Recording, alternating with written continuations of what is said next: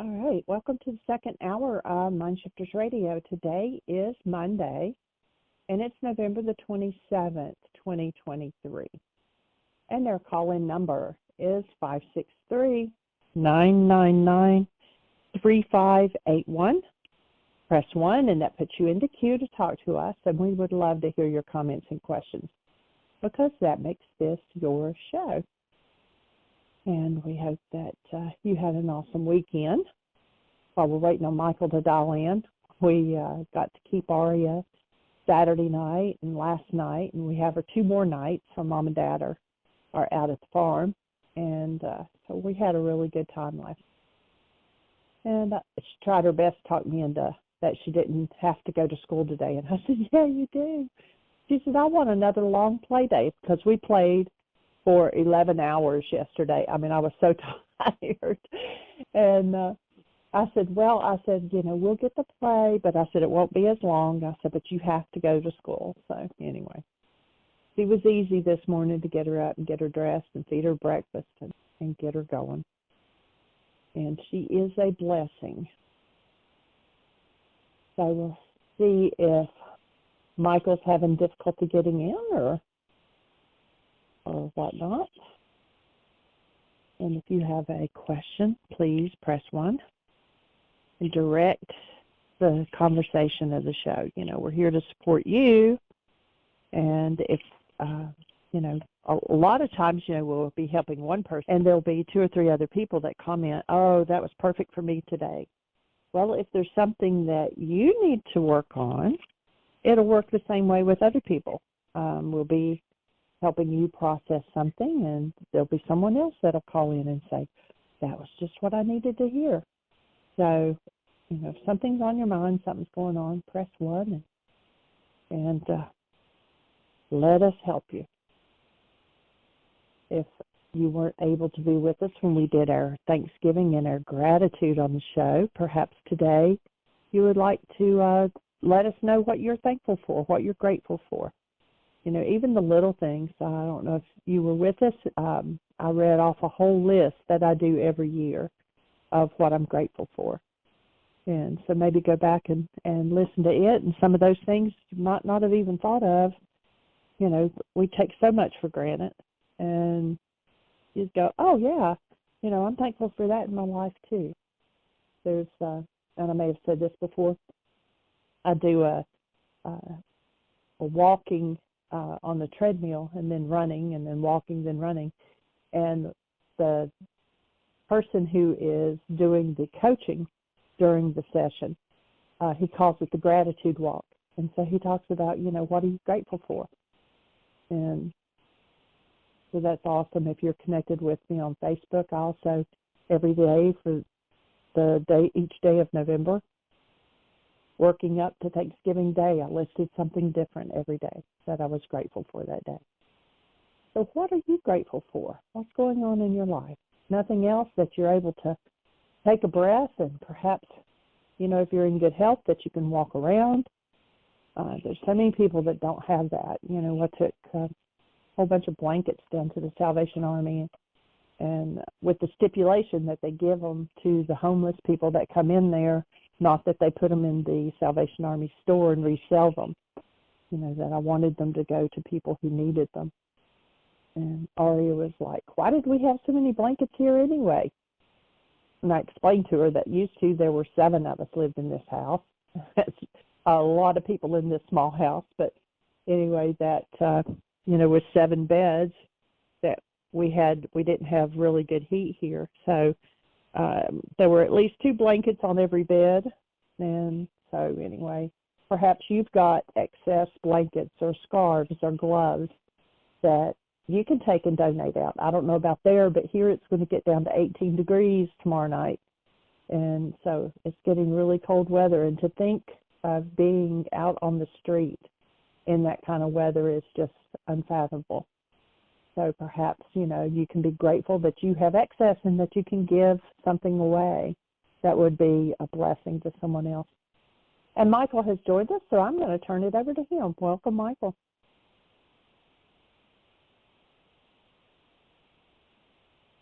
Thank you, dear heart, and welcome, everybody. delighted and honored that you're here. You're talking about blankets and such, and heating in a house. I was working with a client a few weeks back, and one of her most painful memories was remembering how her children, when she would put them to bed, they could see their breath. That they kind of lived here in backwoods Tennessee, and wasn't much money, I guess, and they lived in a house where little kids going to bed could see their breath. It's just unimaginable to me, but definitely there are lots of things for us to appreciate. And joining you, sweetie, in appreciation for all that we have, and in particular, I'm deeply appreciative for the teachings we've been given and what we get to do in the world. So, welcome to everyone. Glad you're here. You know, something that I didn't mention last week, and I should have, because it's actually been available for a week. If anyone is interested, AVACEN had a Thanksgiving sale on, which actually goes through tonight, and they've never had their machine on at this price before. But there's a new level of technology called the XL, which has a new brushless motor, which is rated about 3 times as long as the old motor. It has a touchscreen control panel rather than mechanical buttons.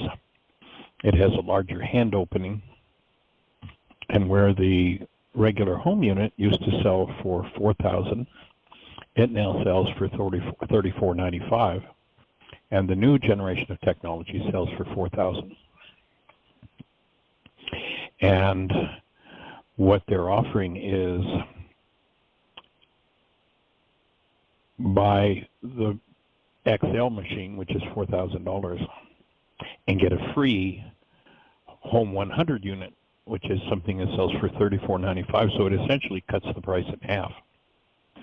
And so if anybody's interested, or you've got somebody that would connect with you on doing that, and or if there's anyone who's interested in getting a machine now that it's down to this price, we would be happy to work with you, and we'd take one of the machines and you could have the other at the reduced price.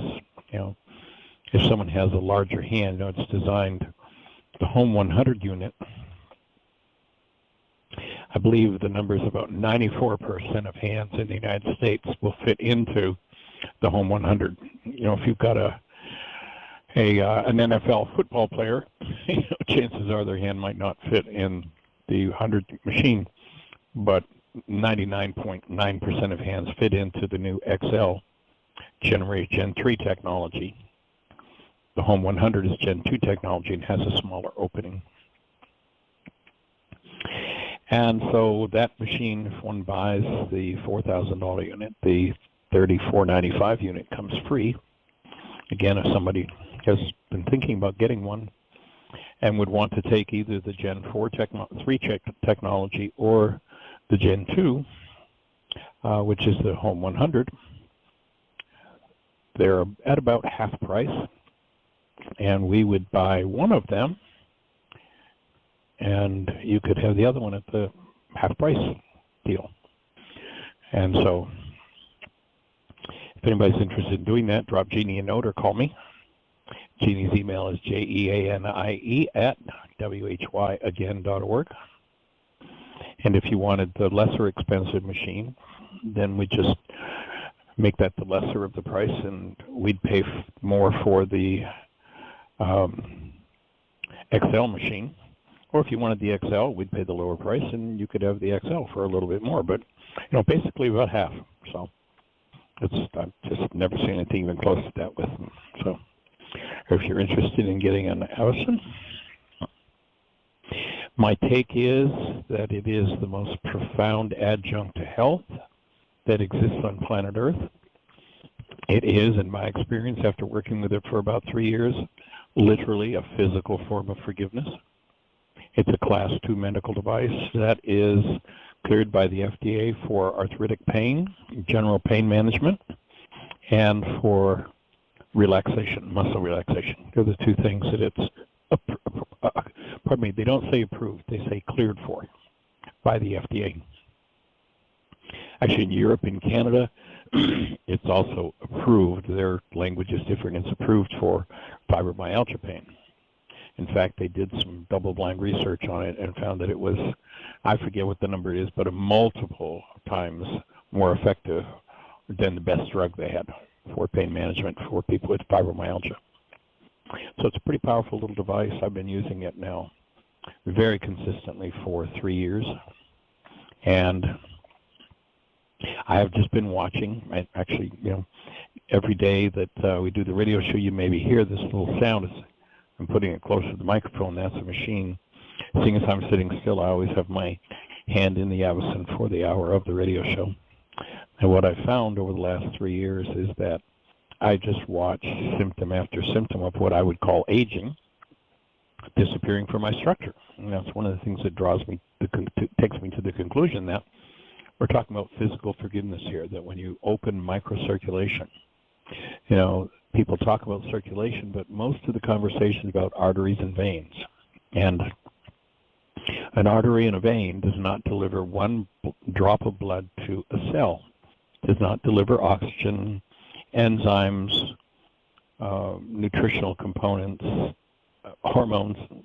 None of that gets to the cell through the arteries or the veins directly. It has to be delivered by the artery and the vein to capillaries. And capillaries are blood vessels that are about the 10th the thickness of a hair.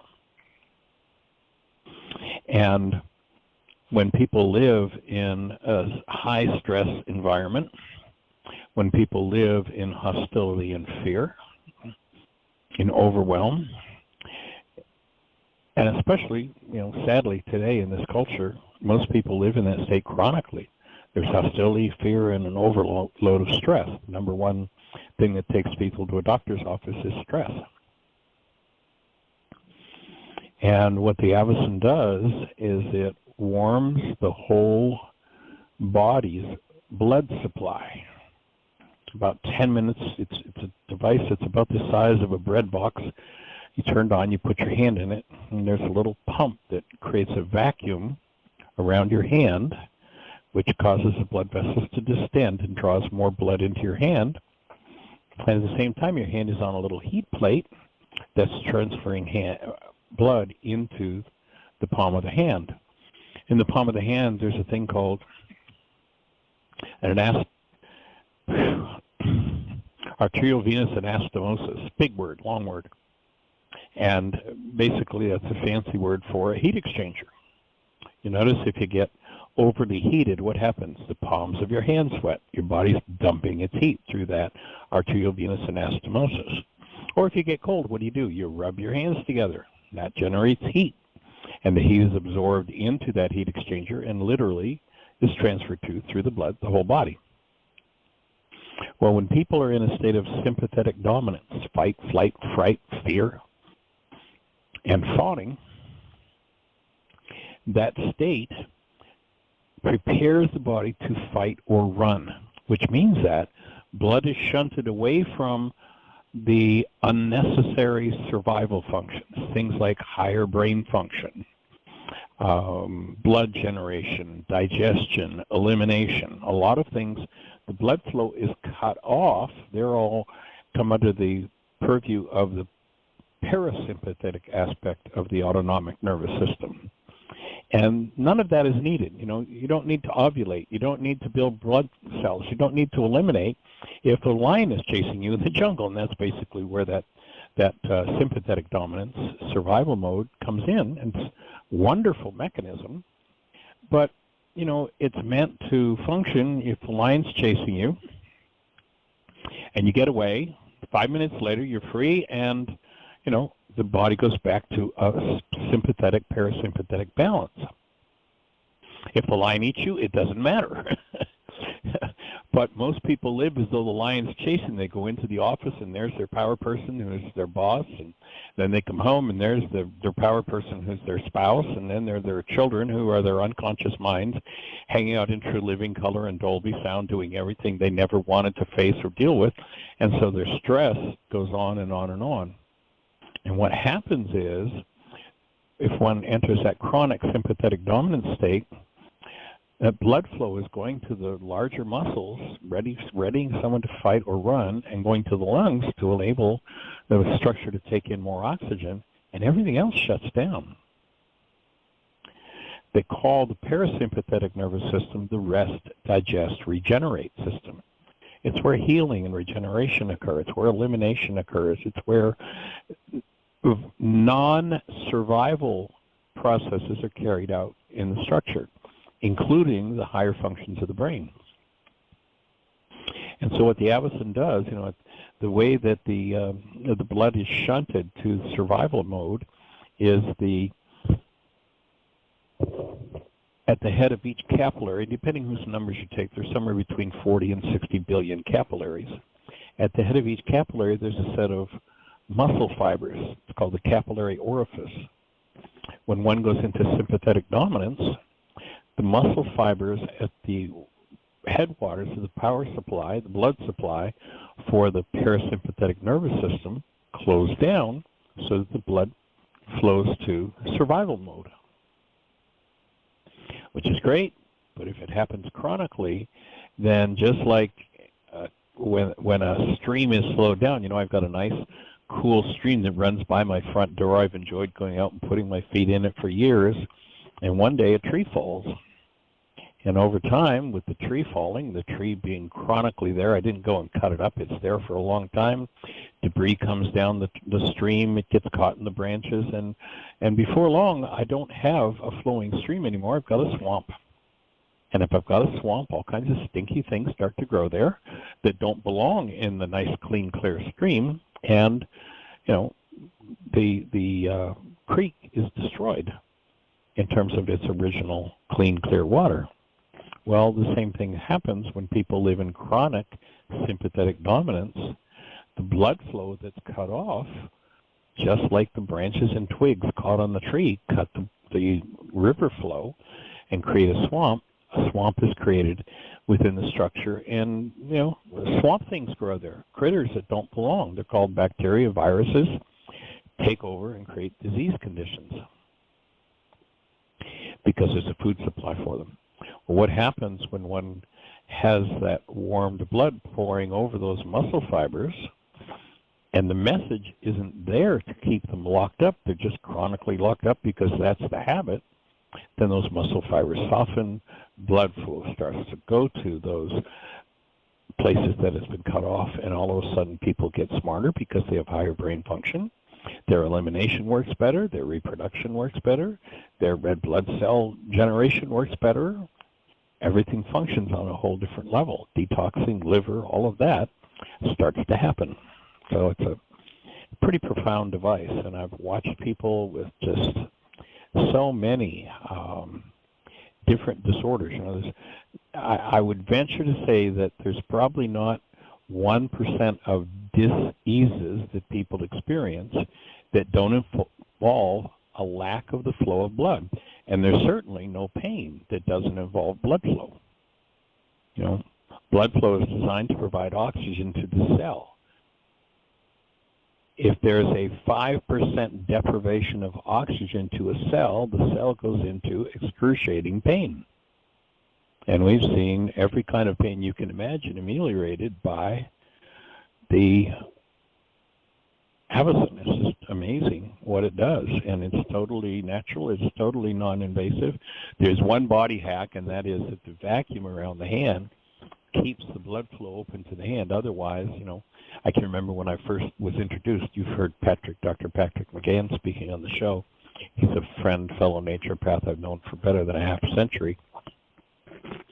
And when he first told me about it, it's like, well, that sounds really good. I think I'll just get a bucket of water and put my hand in it. And then I started to do some research, and of course, if I put my hand in a bucket of warm water, yep, the heat will start to transfer to my hand, and it'll be about 1 minute before my body says, I'm closing these blood vessels down, and I'm going to let this in. So the body hack, the genius of the AVACEN, is that they created a vacuum to keep the blood flow in the hand from shutting down once you start to put heat in it. And then otherwise, everything in the structure is totally and completely natural. It basically is enhancing the body's natural recuperative and healing mechanisms. It mimics a fever. You know, it's interesting that most people, oh, if you've got a fever, go get an aspirin and shut your fever down. You don't want to get an aspirin and shut your fever down. You got a fever for a reason. Your body's trying to burn something off. It's a natural mechanism for healing. In fact, you know, in some arenas of medicine, they charge hundreds of thousands of dollars to heat the body. Cancer treatment. You know, cancer cells can't survive above a certain temperature. Cancer cells can't survive where there's oxygen. If there's a lack of oxygen flow, then a cancer cell can develop. There's actually a physician named Dr. Otto Warburg back in the 1930s in Germany. He was doing research with cancer, and he showed that he could deprive cells of oxygen and they would become cancerous, and he could restore the oxygen flow, and the cancer cell would transfer or convert back to a healthy cell. Oxygen is a really key part of the whole process. That's why just, you know, a 5% lack of oxygen and the body starts to scream and holler and say, ouch, this hurts, pain. It's a warning signal that something's going on and something needs to be done about it. So what happens is the blood that flows into the palm of your hand is heated, and once it leaves your hand, it takes about 3 minutes for it to circulate into the body and come back again. You get 3 rounds of that, and all of the blood in your whole body, so you're getting a whole body treatment, the brain, the lungs, the liver, heart, feet, everything. So once that 1 degree raise in temperature happens, warm blood is being poured over those billions of muscle fibers, and the capillary orifice opens and allows blood in where perhaps it hasn't been seen since the stress started that was never dealt with. And that restoration is a natural pain reliever. That's one of the things, as I say, it's approved for by the FDA, or pardon me, cleared for by the FDA. And muscle relaxation, because those, you know, you think about somebody who's uptight, and what happens? Everything's locked up. That's the muscle fibers, especially on the capillaries, closing down, because fear gives a signal that we need to cut blood flow to these parts so we can supply it to the large muscles in the arms, and also, in case we get injured, cut the blood flow off so we don't bleed to death. You know, dangerous situation. So it's a great survival mechanism, and it's meant to operate for the minute or 2 or 3 that a survival is needed, and then it's meant to shut down. Anyway, it's a pretty amazing mechanism, pretty amazing device. And if you have any questions, I'm delighted to answer them, and or if you're interested in getting a machine, and either have someone you can cooperate and buy a package with, or we'll buy a package with you and give you the benefit of that discount. So Miss Jeannie, do we have anybody out there in the phone queue with a hand up, or anything happening in the chat room? It is all quiet. We've got a lot of people on the switchboard today. But well, the only hand up is Susan's, mind? but it was left over from talking with Dr. Tim, I'm sure. Uh-huh. Well, anything on your mind? No, I think while I was waiting on you to get on, I shared, you know, the blessing we've had with Arya for the last few days. And we are blessed. Yeah. We had a conversation while she was eating breakfast, and she was wanting to know why her mommy and daddy were staying at the farm so long. And I told her, you know, that even though it was our farm, that there were still just certain days that they were allowed to hunt. Otherwise, they would get a fine. And she wanted to know what a fine was. And so I told her, and she goes, well, that'd be okay to give them money just because you did something you weren't supposed to.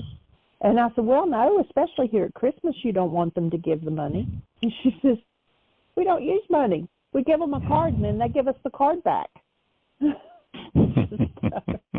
We had a discussion of how banking works with putting your money in the bank, and you get to use a card, but it comes out of the money you have in the bank. So she just sat there and absorbed it all at 5 years old, or 5 years young. Yeah, she's pretty amazing, the questions he asks.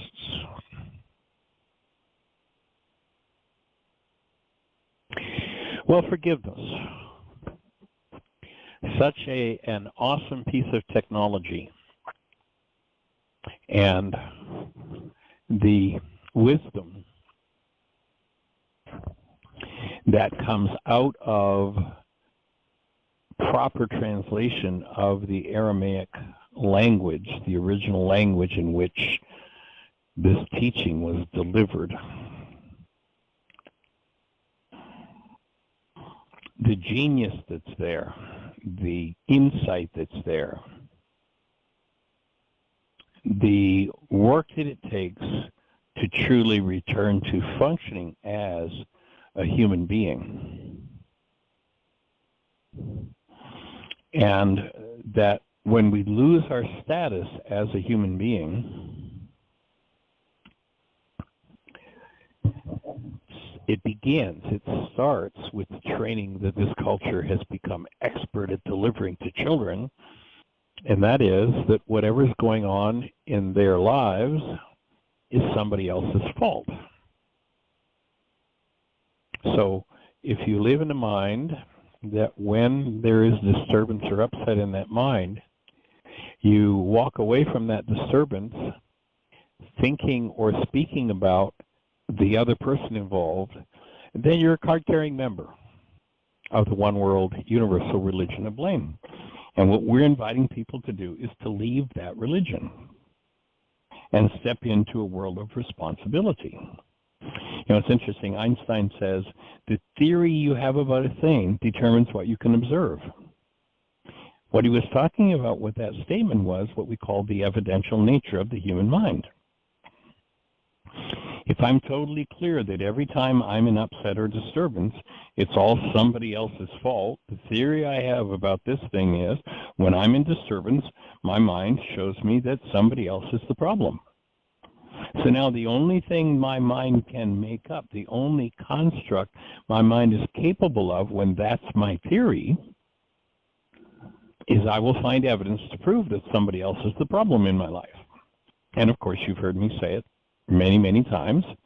If I'm through a particular painful reality, 87 different times with 42 different people, sooner or later I have to start to notice that I'm the only one that was there every time it happened. And when I wake up to that, then I change my theory. And no longer is my theory, if I'm in pain, somebody else is the problem in my life. My theory becomes, oh, if I'm in pain, then there's something going on inside of me that I need to become aware of. And seeing as how my structure is responding with pain, then whatever that something is that I'm engaging in is toxic to my structure. So my structure, by signaling with pain, is rejecting what it is that I'm doing. When I shift over to that theory of life, then when I'm in pain, I've given my mind permission to show me that I'm involved in my life and that it isn't all about somebody else. So I get new evidence. You know, we refer oftentimes to the Harvard research. It was done back in the 50s. It's the most quoted research in psychological history. Nobody's ever disproven it. It's still rocking on and out there and big time in the world. And that is that in a time frame, you know, they've got somebody in the lab and they've got them hooked up to electrodes and they're measuring brain cell firings.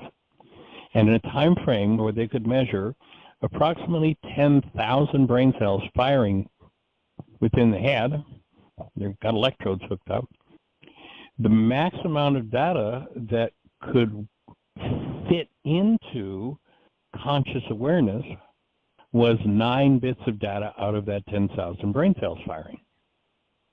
Now, if you recognize that there are 10,000 units of electrical activity, each of them representing different information, but you only get to use 9 of them at any time, obviously, one, something has to tell the mind which 9 bits to use. That's the theory you have about the thing. and the goals you have for whatever is happening in your life, and your mind serves up evidence. 9 bits of data out of 10,000 brain cells firing is nothing but evidence. Now, we've determined or discovered that there is an indicator when the mind is using false data to build its reality. And that is that there's some form of hostility or fear moving within that individual. So if there's hostility or fear moving in you, then your mind is using corrupt data to build your perception of the event that's going on at the moment.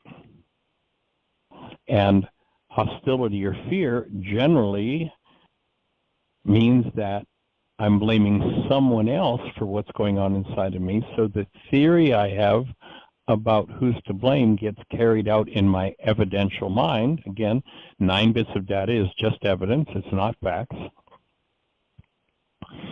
And so if I'm in pain and my evidential mind is showing me that the problem is someone else, it's time for me to get to work collapsing the construct of my mind, the perceptual construct. And when I collapse that perceptual construct that's based in the operative theory of blame, I get an opportunity to start to directly see what's going on inside my mind instead of filtering it through a mechanism that denies access to the truth. So if I'm in pain and I'm thinking and speaking about someone else, then I'm buying into the evidence of a lie, and it's time for me to collapse that perception, that construct in my mind. And as far as I know on planet Earth, the mechanism for collapsing false perceptions has been unknown, or at least unpublicized, for at least 2,000 years, because we have to go all the way back to the 1st century Aramaic language to understand what forgiveness is, how it works, and what it does. Actually, it is laid out precisely the same way in the current Course in Miracles as it was in the original Aramaic. And I had worked with the Course for years by the time I started to understand this, and I had read it in the Course, but I never recognized it for what it was. And I've done presentations on Course in Miracles for, getting on close to 50 years now, all over the globe, to many, many, many different audiences. I've listened to many people speak about the Course, but I've never met one person working with the Course in Miracles that recognizes how forgiveness is done. It's generally talked about this thing that I do about letting you off the hook, which is absolutely, totally, and completely 180 degrees out of phase with the ancient teachings of the Aramaic work in forgiveness, as well as with the Course. Even though it's there in black and white, but until I had the brain cells, the eyes to see and the ears to hear, you remember you go back and you hear Yeshua saying his work is only for those who have the eyes to see and the ears to hear. I think we're fairly safe in assuming that most everybody in his audience had what we call eyes and ears. So he wasn't talking about that. He was saying you have to have the brain cells. And until one has the brain cells, it can be right there in front of them and mean nothing. And I'm saying that it was right there in front of me, but it meant nothing until I built the brain cells and understood it from the Aramaic. So if you're working with Course in Miracles and you want to find the definition of forgiveness, go to lesson 345, I think it is. Paragraph 7 or 8. And here's where the Course specifically defines how to forgive. Now again, in all the hundreds and hundreds and hundreds of people I've interacted with it on the course, I've never found anybody that knew what this passage meant or that knows how to forgive. I've never, I mean, everybody's talking about forgive, forgive, forgive, but most people are still doing the Greek, I'm going to let you off the hook. Yeah, I'll let you off the hook for what's happening inside of me. If I let you off the hook for what's happening inside of me, does that change anything that's happening inside of me? If I shake your hand and say, I forgive you, does that change what's moving in my mind, in my physiology? If I stood out my front door and I had 7.5 billion people in the world walk by my door and I shook every person's hand and said, I forgive you, I forgive you, I forgive you, I forgive you, I forgive you, I let you off the hook for what's happening inside of me, is that going to change what's happening inside of me? No. In Aramaic, the word forgive is shabag or shabak, and it means to cancel, to let loose, or to untie. What is it that needs to be let loose? Well, you'll notice that unless you're a generally miserable person, you're pretty happy with everybody in your life. Unless they're not fulfilling a goal you hold for them. Notice that you're upset. Again, unless you're just a generally miserable person, you're upset, your anger, your fear, your criticism, whatever it is, only comes up when someone's violating a goal that you hold for them. Knowing that piece of information is a piece of gold because it opens the gateway to forgiveness. So again, in that paragraph, again, I think it's lesson 345, paragraph 7 or paragraph 8. 164. Say again, sweetie? It's 164. 164, and it's number 8. Paragraph 8. So here's what it says. Let go all the things you think you want. How does that translate from the Aramaic? Cancel the goal for what it is that you want. So let go all the things you want, comma, your trifling treasure put away. Now, what the Course is saying in that simple statement is, whatever you think you want, besides the recovery of your human life and functioning as love, is baloney. It's fake. It's a waste of time. It's a trifling treasure. So let go all the things you think you want, your trifling treasure put away, leave a clean and open space within your mind. So when I recognize that there are 10,000 measurable units of electrical activity moving in my brain, and I only get to see a max of 9 bits of data, the thing that determines which 9 bits my mind is going to use is the goal that I hold.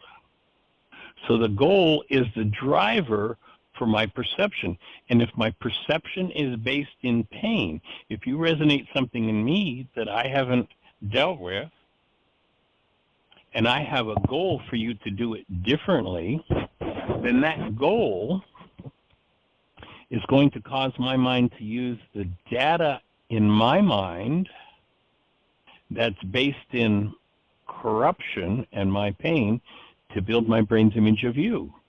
So now I build a false picture of you as the problem in my life.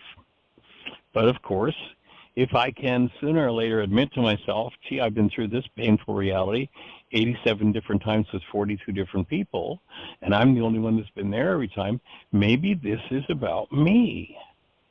So when I cancel the goal, that is, I put away my trifling treasure, let go all the things you think you want according to the Course, your trifling treasure put away, the space of the 9-bit mind, conscious awareness, is left clean and open.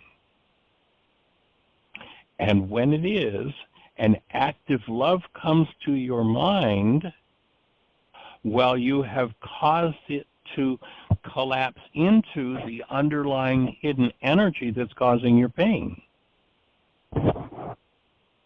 So when I live in the theory that everybody else is the problem in my life, when I have a goal for someone and pain comes up, I use my unconscious pain to build my brain's image of them, and I'm the one that's in the need of healing.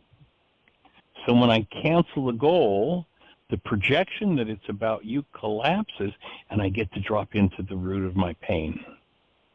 And when I do, and my conscious mind, the space of my conscious mind is open, then the unconscious data and dynamic that I've been hiding for myself, there's now room for it to come to conscious awareness. And you'll notice in the step before you cancel the goal in the worksheet, in step 4, what you do is you focus in and you bring the presence of love into your physiology. So if you've identified the goal you hold for whoever you're blaming, and it could be yourself, and you cancel that goal, then the blame construct in your mind collapses, and it collapses in on itself. You know, think about the 9/11 towers when they went down. Dozens and dozens of stories just fell free fall speed into their own footprint.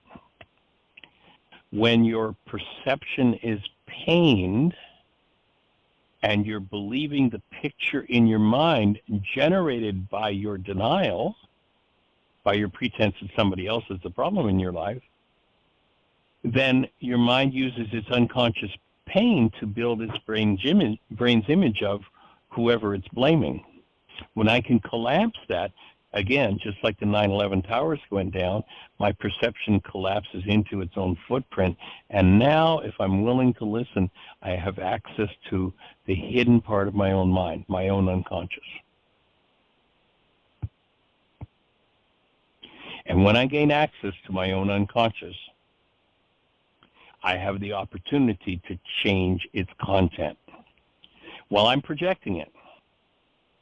While I'm pretending that it's somebody else's fault and I'm using that pain data to build my brain's image of them so they show up in my mind with my problem attached, I have no access. I'm in direct, I have indirect access to what I need to heal, but it's projected into my brain's image of someone else, so I hold the belief that it's theirs. By letting go all the things I think I want, my trifling treasure, my goal canceled, I leave a clean and open space, and now that hidden data that's at the root of my pain can come forward in the presence of active love, and when it does, the pain is dissolved. That's all. I'm finished with it.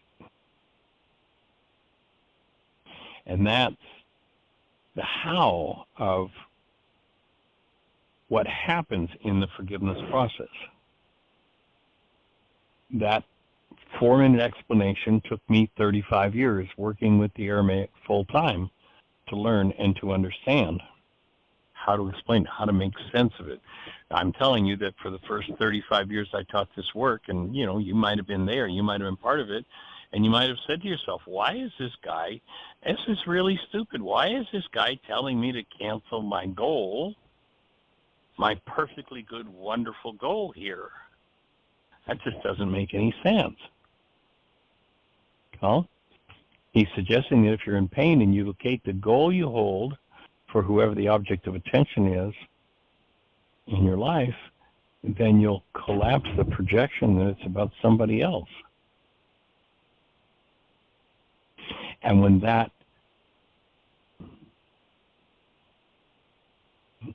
thinking of the word to use, that tarnish that I put on the glass of perception is wiped out when I cancel the goal. That, you know, you remember Paul said we see as though through a glass darkly. Rather than our perception coming through our hostility and fear, through our pain, when I can collapse that and bring that underlying dynamic forward in the presence of active love, then the dissolution of my pain starts to happen.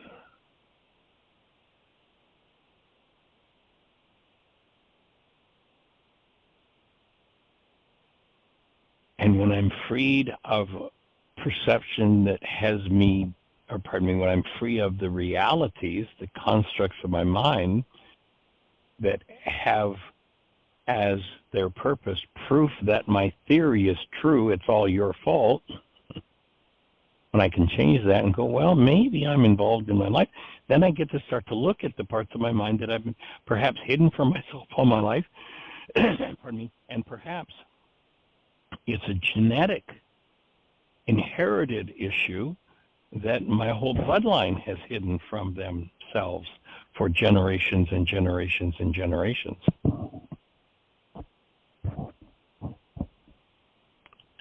So the genius of canceling a goal to collapse perception and having access to the underlying dynamics of perception where the dis-ease processes are is a monumental insight into human psychology. And there's only one place, well, there are two places you'll find it. Both teachings come from the same man. One is in the first century Aramaic language 2,000 years ago, and I feel so blessed to having been introduced to that idea.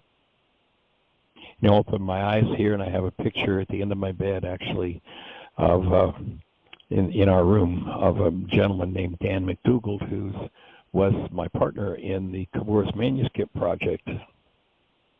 And he's the one that first enlightened me to the fact that the word forgiveness in Aramaic is shabag, and it means to cancel.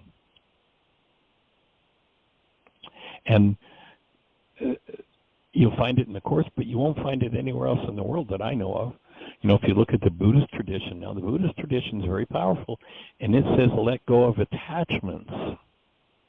And I can say I let go of the attachment to this, and I let go of the attachment to that, and I let, but it doesn't have the practice of canceling the goal that creates the attachment. Actually, Jeannie and I were on the road back, probably 15 years ago now, and there was a gentleman who was a man they called Kempo. He was considered to be, he had been researched in the Tibetan tradition and verified as the reincarnation of the Buddha of wisdom.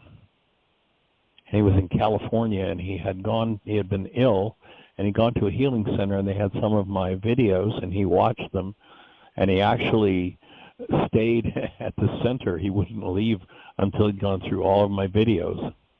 We just happened to be traveling in California and driving within about 3 hours of his center when we got a message from one of our students who was at his center that said, hey, my Buddhist teacher would like to meet you. He saw some of your video work and wants to know what you're doing. So we were about 3 hours away from that center and happened to have a couple of days off. We were heading for, if I remember correctly, I think we were heading for Seattle, coming up from Southern California. And we ended up teaching at his center. We ended up teaching at two different cities where he had study groups with his work. And he was just blown away with the canceling of the goal. He said, you know, when we were back in Tibet, our tradition has nothing like this. Yes, we have the letting go of attachments, but to use this as a mechanism for doing it, he said, we just don't have it. And he said, and when we were in Tibet, we didn't need it, but now that we're here with this Western influence, this is something we need. And we had an open invitation to go and teach at his center anytime. So whatever's going on in your world, if you're in a disturbed state, take a look and identify specifically and precisely the goal that you hold.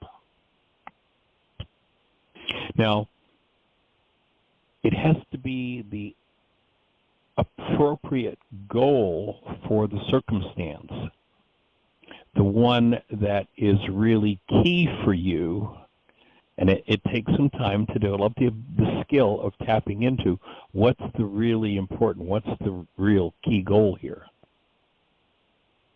You know, if let's say I've got somebody who owes me $100 and I'm upset about it, so I want to do a worksheet.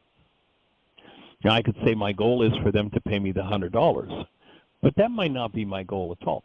Yes, I want them to pay me the $100, but the real goal that is triggering or resonating my pain into activity might be the fact that I want this person to honor me.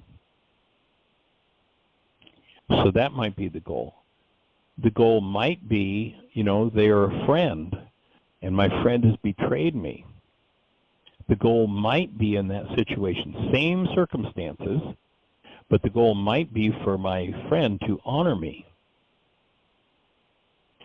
The goal might be for my friend to be honest.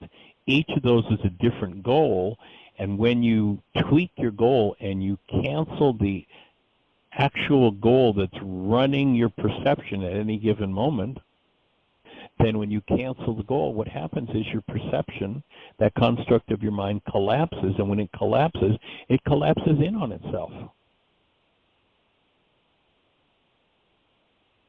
When you put your trifling treasure away, you leave the conscious mind free of data. And having collapsed that perceptual construct into its original pain, there's room for that original pain to come forward, to come to awareness in the presence of love and be dissolved. And the last analysis, that's how forgiveness works. I am so appreciative of the genius of this man Yeshua 2,000 years ago to have understood that and given that to the world.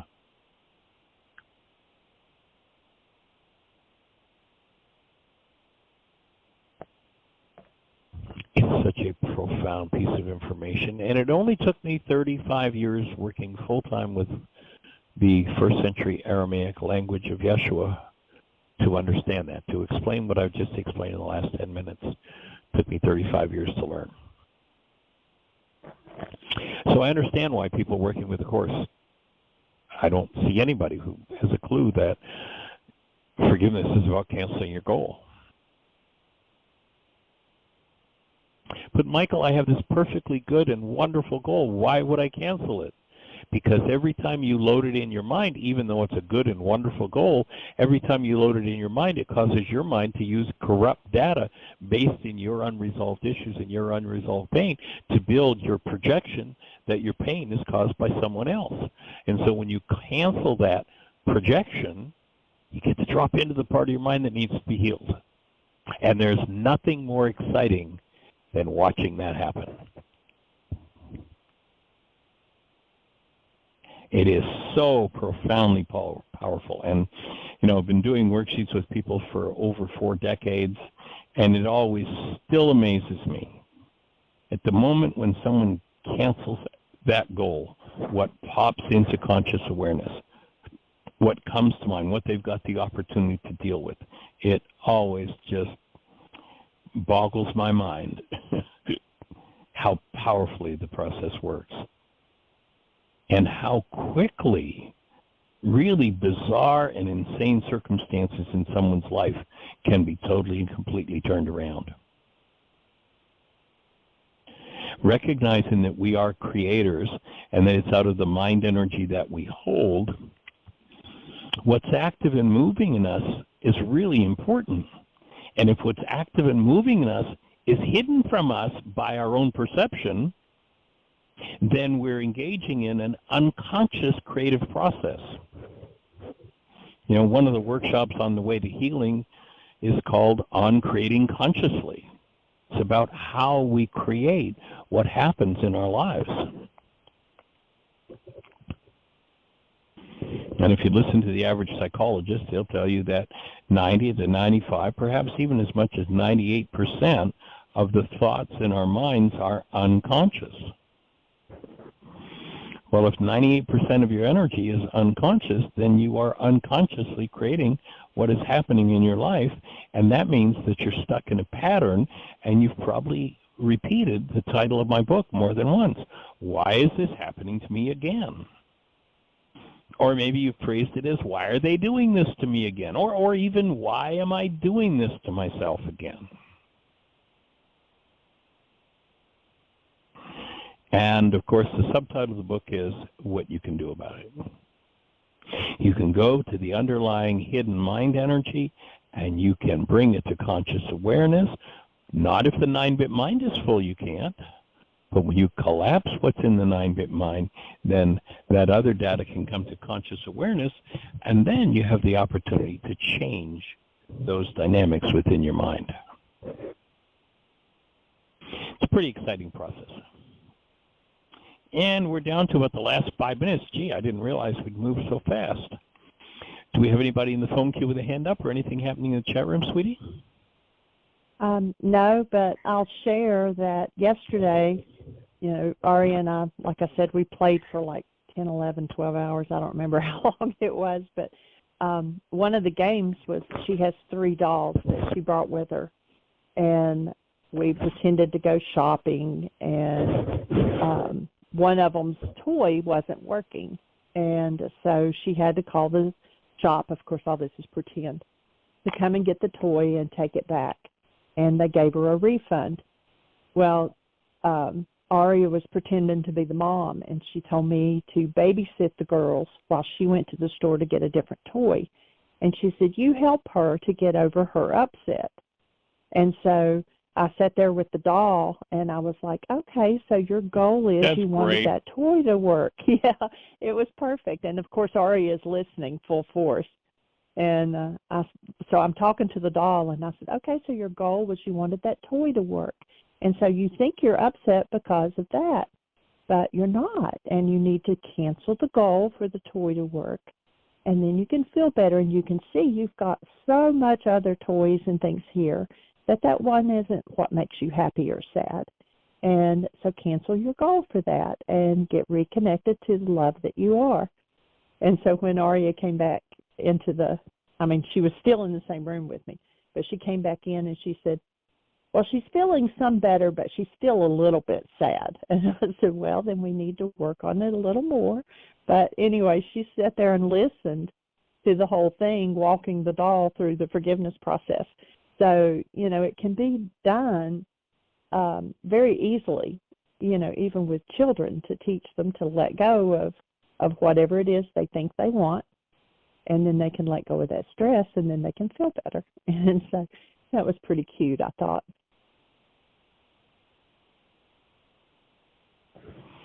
Wouldn't it have been nice at the age of 5 if we'd had parents who could have taught us that? Like, what a lifetime gift that'll keep on giving.